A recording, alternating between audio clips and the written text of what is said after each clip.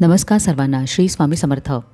आजच्या व्हिडिओमध्ये श्री स्वामी समर्थ महाराजांना रोजच्या रोज नैवेद्य का दाखवावा आणि कसा दाखवावा याचीच माहिती घेणार आहोत. त्यामुळे व्हिडिओ शेवटपर्यंत नक्की बघा.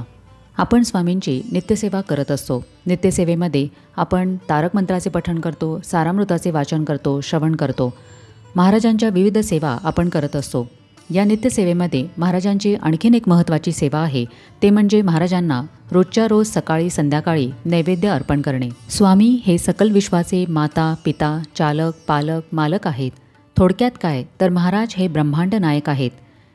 जेव्हा आपण स्वामींची सेवा करत असतो, आपल्या घरामध्ये स्वामींचे अधिष्ठान असते, तेव्हा स्वामी हे आपल्या कुटुंबातील सदस्यच नव्हे तर कुटुंबाचे प्रमुख असतात. आपल्या घराचे मालक हे स्वामीच आहेत, हाच भाव मनामध्ये ठेवावा. स्वामींना जेव्हा जेव्हा आपण नैवेद्य अर्पण करतो तेव्हा ती स्वामींची एक प्रकारची सेवाच आपण करत असतो. तो आपला स्वामींप्रती आदर मान सन्मान असतो. या अन्न पाण्याची व्यवस्था ज्याने केली आहे त्याच्याविषयी कृतज्ञता व्यक्त करण्यासाठी आपल्या स्वामींना नैवेद्य नक्की अर्पण करावा. प्रत्येकालाच रोजच्या रोज नैवेद्य अर्पण करणे शक्य होत नसेल तर कमीत कमी गुरुवारी तरी महाराजांना नैवेद्य अर्पण करावा. नैवेद्यामध्ये पंचपक्वानच असले पाहिजे असे काही नाही. घरी जे काही आपण शाकाहारी जेवण बनवतो त्यामध्ये भात, भाजी, पोळी किंवा भाकरी, कोशिंबीर, वरण, डाळ असे सर्व काही नैवेद्य म्हणून अर्पण करावे. सोबत पाणीही ठेवावे आणि जेव्हा जेव्हा शक्य असेल तेव्हा तांबूल विडाही महाराजांना अर्पण करावा. अशा प्रकारे सकाळी किंवा संध्याकाळी महाराजांना नैवेद्य अर्पण करावा किंवा तुम्हाला शक्य असेल तर दोन्ही वेळेला महाराजांना नैवेद्य दाखवावा. जर सकाळच्या वेळी तुम्हाला गडबड असेल, घरी सर्वांचे कामावर किंवा शाळेत जाणे असेल तर आपले जेवण उष्टे होण्याआधी स्वामींसाठी नैवेद्य बाजूला काढून ठेवावा आणि नंतर तो तुम्ही महाराजांना दाखवला तरीही चालेल. सकाळी चहा नाश्त्यापासून ते अगदी शाकाहारी जेवणापर्यंत सर्व काही नैवेद्य म्हणून तुम्ही स्वामींना अर्पण करावे. आपण जेवण करण्यापूर्वी आपल्याला महाराजांना नैवेद्य अर्पण करायचा आहे हे लक्षात असू दे. आता स्वामींना नैवेद्य कसा दाखवावा. नैवेद्यासाठी जे काही जेवण बनवत आहात त्यावेळेला महाराजांचे नामस्मरण करत राहावे किंवा मोबाईलमध्ये यूट्यूबवर तुम्ही महाराजांचे नामस्मरण किंवा महाराजांची भक्तिगीते, तारक मंत्र याचे श्रवण करू शकता.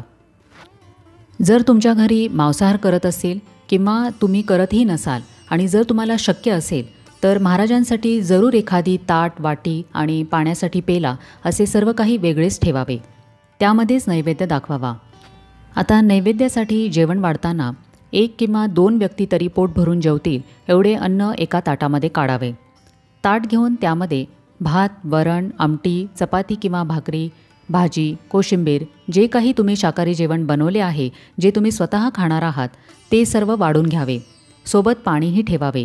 एखादा गोडाचा पदार्थ बनवला असेल तर तोही वाढावा. गुरुवारी तर आवर्जून एखादा गोडाचा पदार्थ बनवावा. महाराजांच्या नैवेद्यामध्ये अगदी पंचपक्वानच वाढले पाहिजे असे काहीही नाही. तुम्ही अगदी आनंदाने, भक्तिभावाने चटणी भाकरीही महाराजांना दिली तरीही ते आनंदाने स्वीकारतात. प्रत्येक पदार्थावर तुळशीपत्र ठेवावे. तुळशीचे पान हे सरळ ठेवावे आणि त्याचे देठ हे महाराजांकडे येईल असे ठेवावे. आता नैवेद्य अर्पण करताना रोजच्या रोज आपल्याला तुळशी पान लागणार आहे. तर अशा वेळेला प्रत्येक वेळेला तुळशीच्या झाडाची पाने न काढता बाजारामध्ये आजकाल तुळशीच्या गड्डी सहज उपलब्ध होतात.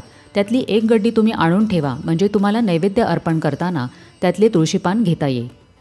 आता आपले जेवणाचे ताट तयार झाल्यानंतर स्वामींसमोर एखाद्या चौरंगावर किंवा पाटावर पाण्याने भरीव चौकोन काढावा आणि त्यावर ताट ठेवावे.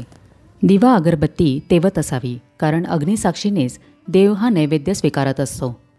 आता एक तुळशीपत्र हातात घेऊन आपल्याला 3 वेळा डावीकडून उजवीकडे 3 वेळा आपल्याला पाणी फिरवायचे आहे. पाणी फिरवत असताना गायत्री मंत्राचे पठण करावे.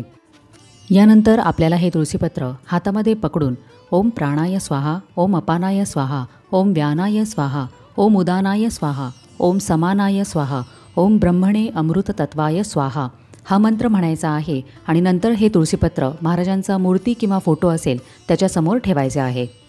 जर तुम्हाला हे मंत्रस्तोत्र म्हणता येत नसेल तर अशा वेळेला 3 वेळा पाणी फिरवताना फक्त नैवेद्यम समर्पयामी असे बोललात तरीही चालेल. यानंतर साधारण 15 मिनिटे आपल्याला ताट महाराजांसमोरच ठेवायचे आहे.